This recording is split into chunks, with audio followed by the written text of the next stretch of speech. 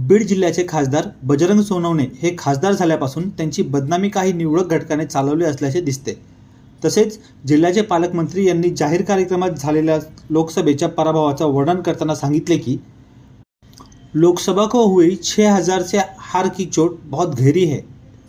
हे व अनेक षडयंत्र करून लोकप्रतिनिधी खासदाराला बदनाम करण्याचा मानस काही घटकाचा आहे।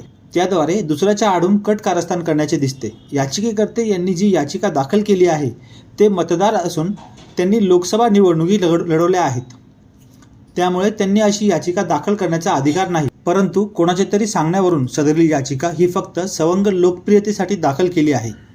ही याचिका दाखल करणारे कोणाचे हस्तक व लाभार्थी आहे हे बीड जिल्ह्यातील जनतेला माहिती असून बीड जिल्ह्याचे खासदार हे जनतेने निवडून दिलेले आहेत व निवडणूक आयोग यांच्या आदेशानुसार व त्यांनी वेळोवेळी केलेल्या मार्गदर्शक सूचनेप्रमाणे आम्ही मतदार यांनी लोकशाही परंपरेनुसार मतदान केले आहे। त्यामुळे बीड जिल्ह्यातील अशा बनावट व सवंग प्रसिद्धीसाठी दाखल केलेल्या याचिकेमुळे आम्हा नागरिकांचा भावनेला त्रास होत असून त्यामुळे आम्ही उच्च न्यायालयात खंडपीठ औरंगाबाद येथे ज्येष्ठ विधिज्ञ डॉक्टर ज्ञानेश्वर पोकळे पाटील यांच्यामार्फत हस्तक्षेप याचिका दाखल करत आहात व याद्वारे आम्ही आवाहन करतो की जिल्ह्याच्या लोकप्रतिनिधींकडून व आपल्या नेत्यांकडून कसा करता येईल या दृष्टीने याचिकेकर्त्यांनी काम करावे व जिल्ह्याचा विकास करून घ्यावा, असे ॲडव्होकेट योगेश शेळके पाटील यांनी कळवले आहे।